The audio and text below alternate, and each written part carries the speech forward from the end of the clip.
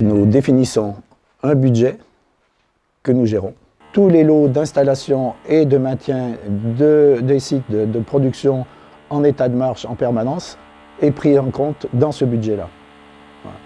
Et ça nous permet effectivement d'être extrêmement réactifs. Nous réalisons nous-mêmes les plans d'installation avec les entreprises, les plans d'installation de chantier. Ceci nous donne la possibilité déjà au niveau opérationnel d'avoir toutes les dispositions qui permettent de mettre en place un environnement qui soit respectueux des compagnons sur nos opérations.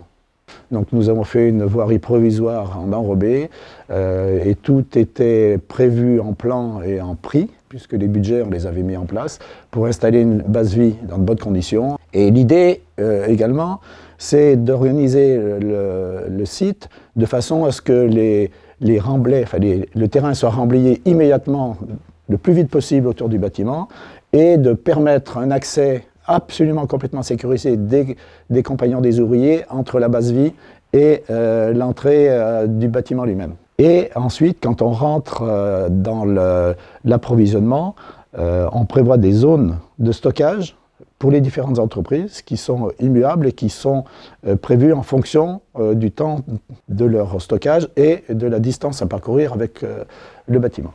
Ensuite, à l'intérieur de notre bâtiment, on a une exigence de propreté, de rangement, d'élimination de ce qui ne sert à rien, de rangement et de propreté.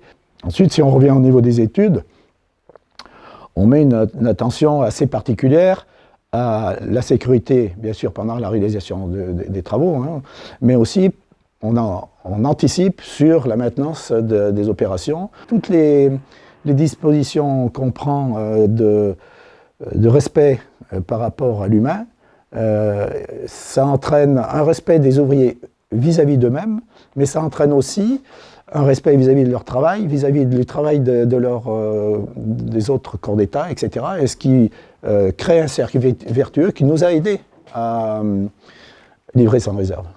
Et en termes d'économie, vous ne refaites pas deux fois la même chose, vous n'avez pas de retouche pendant des mois à faire, vous avez de la qualité, votre client est satisfait, un client satisfait égale 10 nouveaux clients, etc., etc. En ce qui concerne ces espèces, nous les faisons entrer très en amont dans les études. Le rôle du coordonnateur en phase conception, ça va être d'éliminer au mieux toutes les situations qui sont génératrices de pénibilité.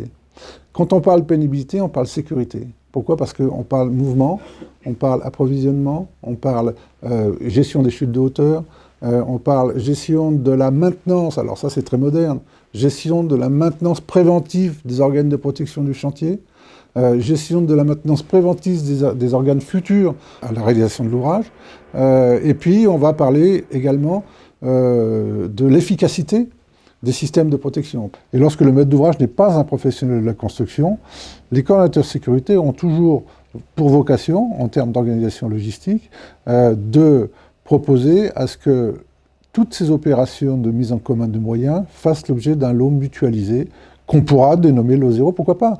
Le maître d'ouvrage, pour moi, est au centre de l'acte de construire. C'est lui qui choisit la compétence de son équipe de conception-réalisation, ceci via l'ensemble des pièces marchées ou de son programme.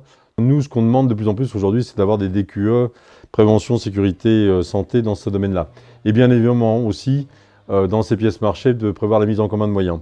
Et c'est donc en conception que le maître d'ouvrage, s'il est formé, doit donner ses attentes à l'équipe de maîtrise d'œuvre et au CSPS concernant notamment les protections collectives des toitures terrasses, les balcons, les casquettes, tout ce qui s'intègre donc dans un programme ou une opération pour intégrer les mesures de prévention en amont, donc avant la phase des CE. Le principal point aussi important, c'est la collaboration du maître d'œuvre, appelée modalité de coopération dans le Code du travail, qui devrait être beaucoup plus formalisée encore aujourd'hui.